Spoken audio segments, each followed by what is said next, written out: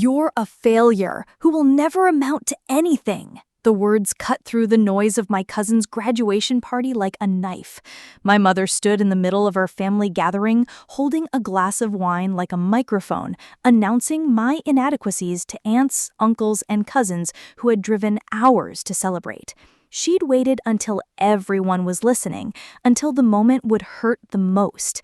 23 relatives stared at me while she explained why my little projects were just ways to avoid getting a real job, why I was the disappointment of the family, why I'd never achieve anything meaningful like everyone else.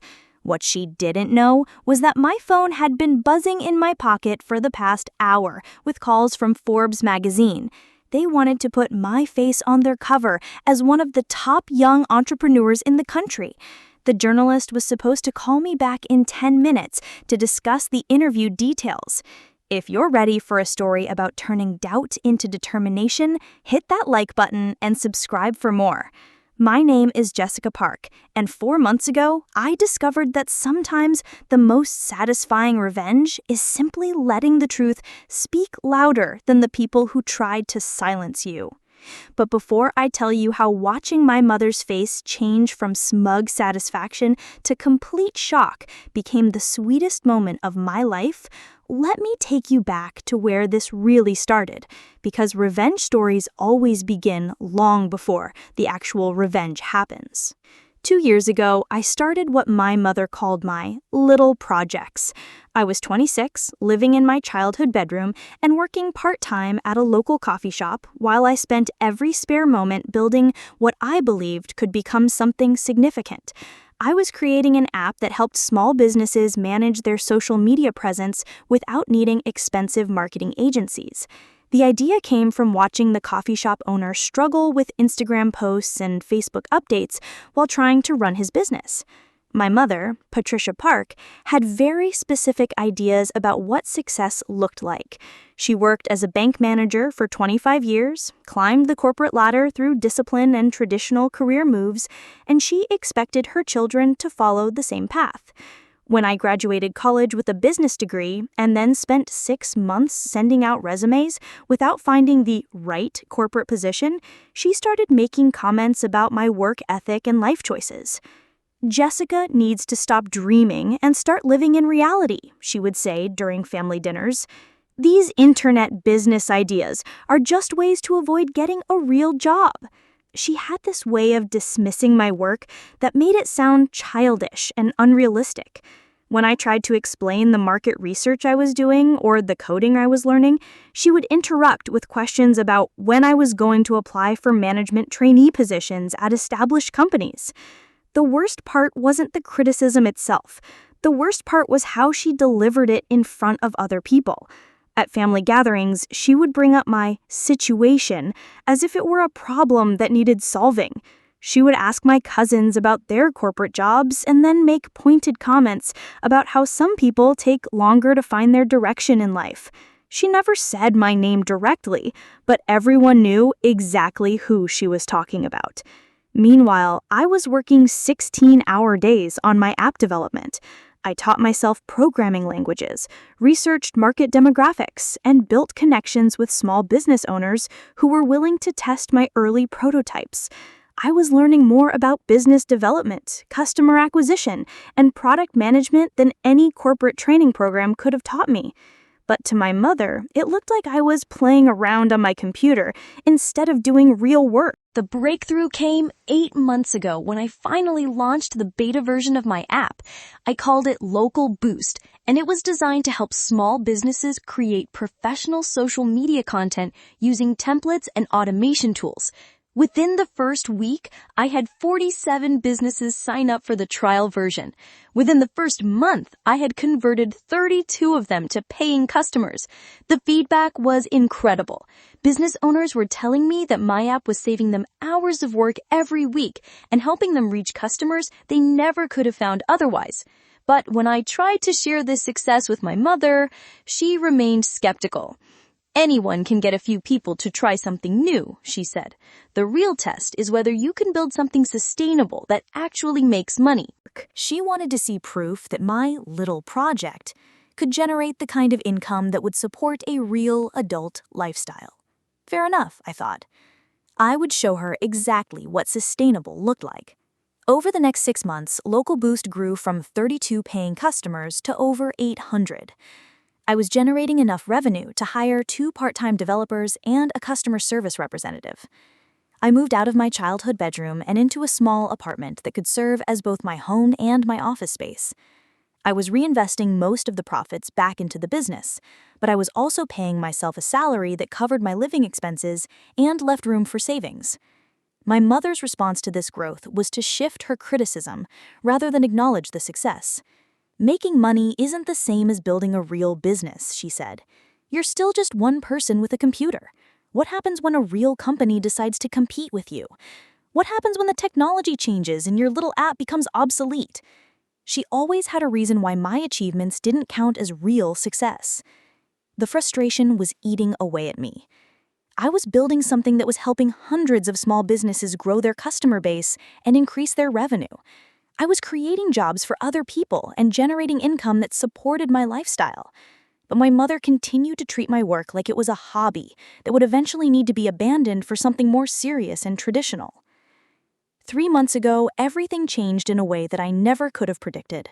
I received an email from a business journalist who had been researching successful young entrepreneurs for a potential feature story.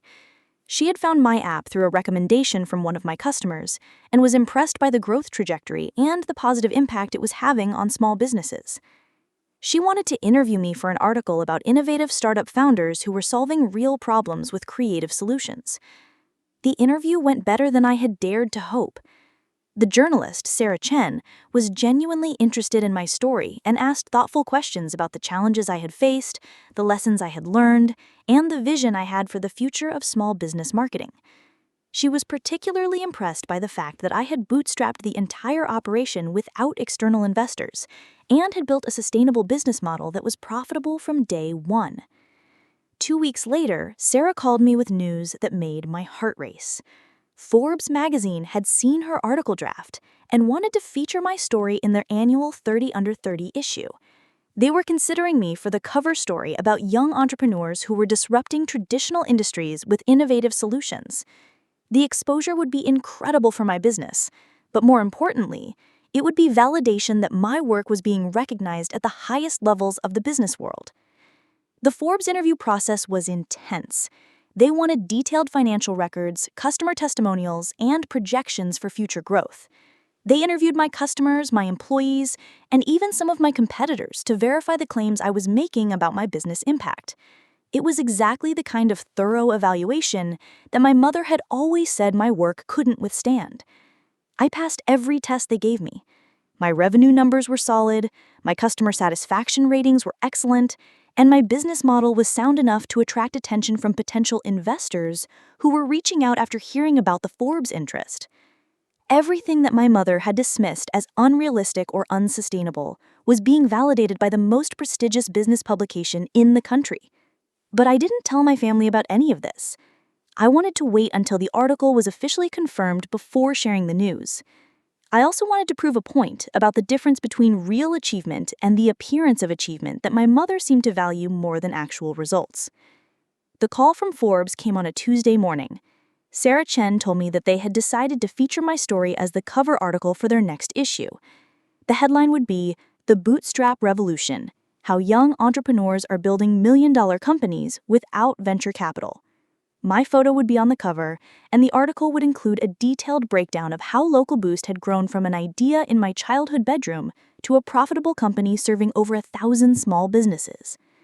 The magazine would hit newsstands in 6 weeks, but they wanted to conduct a final interview that weekend to capture some additional quotes for the article. That weekend happened to be the same weekend as my cousin David's graduation party. My entire extended family would be there to celebrate his completion of law school, and my mother would have the perfect audience for her usual commentary about my life choices. I decided to attend the party without mentioning the Forbes article. I wanted to see how my mother would behave when she thought she had a captive audience for her criticism. I also wanted to be there when the journalist called for our final interview, because I had a feeling the timing would create a moment that would stay with me forever. The party was held at my aunt's house, and it was everything I had expected. My mother spent the first hour asking my cousins about their corporate jobs, their salaries, and their career advancement opportunities. She made sure to emphasize how proud she was of their traditional success stories and how important it was to build stability through established career paths. Then she turned her attention to me. "Jessica is still working on her computer projects," she announced to the room, her voice carrying that tone of patient disappointment that I had grown to hate. "She's been trying to make money with some kind of app for small businesses, but you know how these internet things are. They come and go so quickly." My Uncle Richard, who owned a small accounting firm, looked interested. "What kind of app?" he asked. Before I could answer, my mother jumped in. "Oh, it's something about helping businesses with their social media. She's convinced that she can compete with real marketing companies, but I keep telling her that established businesses don't trust their advertising to someone working out of their apartment." I felt that familiar burn of frustration rising in my chest. My mother was describing my work to my uncle, who was exactly the kind of small business owner who could benefit from my app, and she was actively discouraging him from taking it seriously. "Actually," I said, trying to keep my voice steady, "I have over 1,000 paying customers now, and the business is profitable. I'm not competing with marketing companies. I'm providing affordable tools that help small businesses manage their own social media presence." My mother's smile became more condescending. "Jessica, having a few customers isn't the same as running a real business. What happens when you need to scale up? What happens when you need real capital investment? These little projects are fine for now, but eventually you'll need to think about building something sustainable." The irony was incredible. She was lecturing me about sustainability while I was sitting on news that Forbes magazine considered my business model innovative enough to feature on their cover. But I stayed quiet and let her continue. "The problem with Jessica's generation," she said, addressing the room like she was giving a lecture, "is that they think they can skip the traditional steps of building a career. They want to be entrepreneurs without understanding what real business ownership requires. They see stories about people getting rich quick with internet companies, and they think they can do the same thing without putting in the years of hard work that real success demands." My cousin David, the law school graduate we were celebrating, looked uncomfortable. "Mom," he said quietly, "maybe we should focus on celebrating today instead of discussing career choices." But my mother was just getting started. She had an audience of successful relatives, and she was going to make sure everyone understood her perspective on my life choices. "I'm not criticizing Jessica personally," she said, her voice taking on that false sweetness that made everything worse. "I'm just concerned about her future. She's 26 years old, and she's still living like she's in college. She doesn't have health insurance through an employer. She doesn't have a retirement plan. She doesn't have the stability that comes with working for an established company. These computer projects might bring in some money now, but what happens in 5 years when the technology changes? What happens when she needs to support a family?" 23 relatives were listening to my mother explain why my life was heading in the wrong direction. Some of them nodded along, others looked uncomfortable, but nobody challenged her assessment. They all knew that Patricia Park had built a successful career through traditional means, and her concerns about my unconventional path seemed reasonable to people who had followed similar conventional routes. "The truth is," my mother continued, her voice gaining confidence as she saw people listening, "Jessica is avoiding the real world. She's created this fantasy where she can make money playing around on her computer instead of getting a real job that requires real responsibility. But reality always catches up eventually. She'll figure out that success requires more than just having a good idea and a laptop." That was the moment she crossed the line from criticism into cruelty. She wasn't just questioning my business model or expressing concern about my future. She was telling my entire extended family that I was delusional, irresponsible, and destined for failure. Jessica will never amount to anything meaningful until she stops running away from traditional career paths and starts building something real, she said, raising her wine glass like she was making a toast. Some people are cut out for entrepreneurship, and some people need the structure and security of working for other people. There's no shame in accepting your limitations and choosing stability over pipe dreams. The room fell silent. My mother had just declared in front of everyone I grew up with that I was a failure who would never achieve anything significant. She had dismissed 2 years of hard work, 1,000 paying customers, and a profitable business as pipe dreams and computer projects that would never amount to anything real. That was when my phone started buzzing. I looked down and saw Sarah Chen's name on the caller ID. The Forbes journalist was calling for our final interview, right on schedule. I looked around the room at my relatives, who were still processing my mother's harsh assessment of my life, and I made a decision that would change everything. "Excuse me," I said, standing up from the couch. "I need to take this call."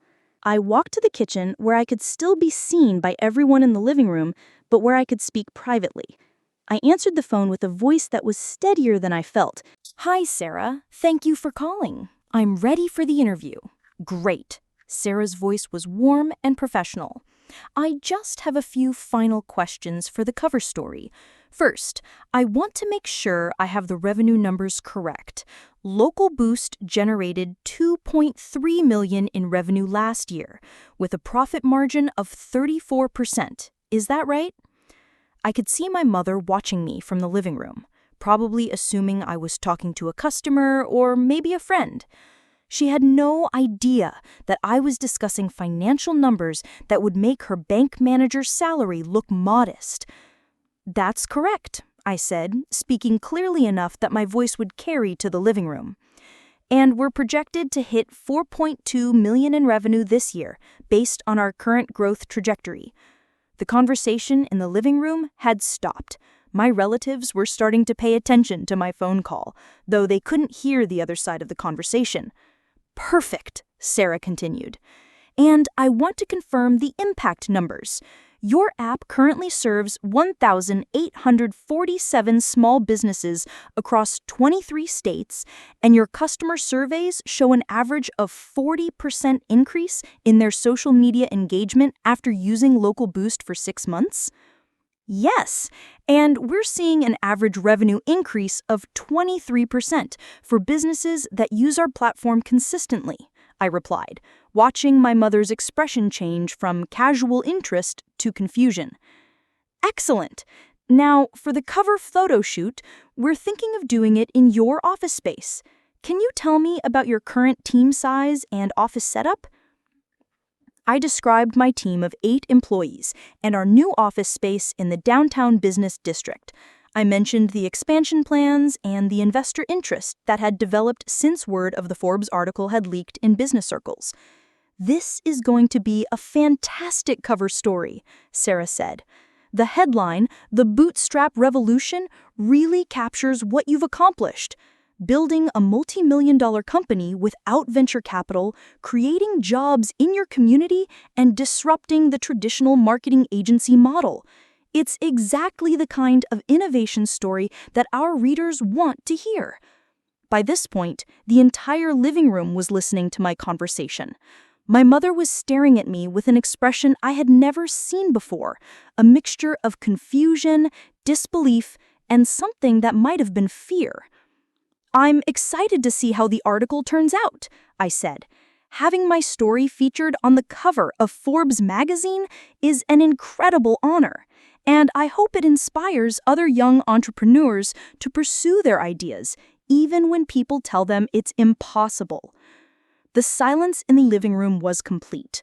23 relatives were processing the fact that I had just finished a phone call with Forbes magazine about a cover story featuring my business success, less than 5 minutes after my mother had announced to everyone that I was a failure who would never amount to anything. I hung up the phone and walked back to the living room, where my mother was still holding her wine glass, but looking like she had forgotten what she was planning to say next.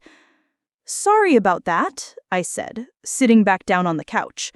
That was Forbes magazine. They're featuring my company on the cover of their next issue about young entrepreneurs who are disrupting traditional industries. My Uncle Richard was the first to speak. Forbes magazine? The business magazine? Yes. The cover story is about how I built Local Boost into a multi-million-dollar company that serves nearly 2,000 small businesses. They're calling it the bootstrap revolution because I grew the business without venture capital investment. My cousin David started laughing, not in a mean way, but in the way people laugh when they realize they've witnessed something incredible. Jessica, did you just get interviewed by Forbes magazine while Mom was telling everyone you'd never amount to anything? The timing was so perfect that it felt like a movie scene. My mother had spent 10 minutes explaining to our entire family why my work was meaningless and why I would never achieve real success. Then, while her words were still hanging in the air, I received a phone call that proved everything she had said was not just wrong, but spectacularly wrong. "Wait," Aunt Carol said, looking between me and my mother. "You're telling us that Jessica's app business is worth millions of dollars?" According to Forbes, it generated $2.3 million in revenue last year and is projected to hit $4.2 million this year. I replied, watching my mother's face cycle through emotions I couldn't identify. The room erupted in congratulations and questions. My relatives wanted to know about the business, the Forbes article, and how I had managed to build something so successful while they all thought I was just playing around on my computer. They were impressed, excited, and genuinely proud of what I had accomplished. But the person I most wanted to see react was sitting in stunned silence, holding her wine glass like she had forgotten what it was for. "Mom," I said, my voice gentle but clear, "I know you were concerned about my future and my ability to build something sustainable. I hope this helps you understand that my little projects were actually building towards something real and meaningful." She looked at me with an expression I had never seen before. It wasn't anger or disappointment. It was something closer to shock, mixed with what might have been embarrassment or regret. "I didn't know," she said quietly. "You never told me it was this successful." "I tried to share my progress with you," I replied. "But every time I mentioned customer growth or revenue increases, you told me that real success required more than just making money with computer projects. You said I needed to think about building something sustainable and meaningful. Forbes thinks what I built is sustainable and meaningful enough to put on their cover." The conversation that followed was awkward and emotional. My mother apologized for underestimating my work and for expressing her concerns in such a public and hurtful way. She admitted that she had been so focused on traditional career paths that she hadn't recognized the value of what I was building. But the damage was done. For 2 years, during the most challenging and important period of building my business, my mother had been my biggest critic instead of my biggest supporter. She had dismissed my work, questioned my decisions, and told our entire family that I was avoiding reality and chasing pipe dreams. The Forbes article came out 6 weeks later, and it was everything Sarah had promised. My photo was on the cover, and the article detailed how Local Boost had grown from an idea in my childhood bedroom to a thriving company that was helping small businesses across the country compete with larger corporations. The exposure was incredible for my business. Within a month of the article's publication, I had received inquiries from over 300 new potential customers and had been contacted by several investors who were interested in helping me expand into new markets. But the personal satisfaction went beyond business success. My mother had been wrong about everything. She had been wrong about my work ethic, wrong about my business model, wrong about my ability to build something sustainable, and wrong about my potential for meaningful achievement. The most elegant part of the revenge was that I hadn't planned it. I hadn't orchestrated the timing of the Forbes call or chosen to attend the graduation party specifically to prove my mother wrong.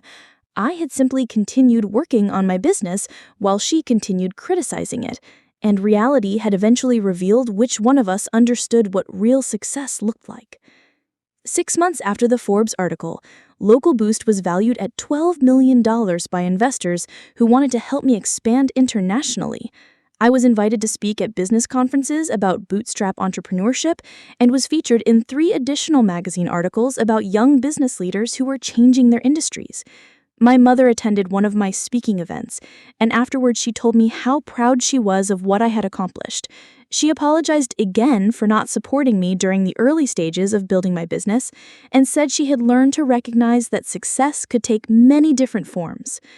I appreciated her apology, but I also knew that her support had come only after external validation from Forbes and other prestigious publications.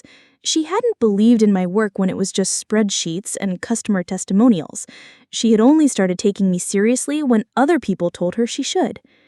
The experience taught me that the best revenge against people who underestimate you is simply proving them wrong through your continued success.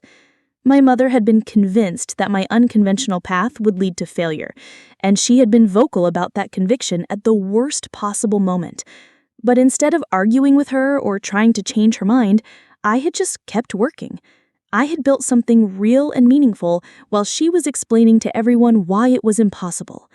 And when the phone rang with validation from the most prestigious business publication in the country, her own words became the perfect contrast to my actual achievements.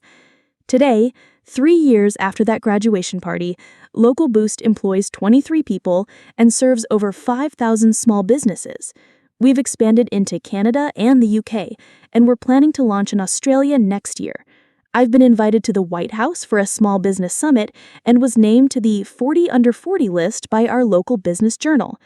My mother and I have a better relationship now, but I'll never forget the lesson I learned about the difference between people who support you during the struggle and people who celebrate you after the success is undeniable.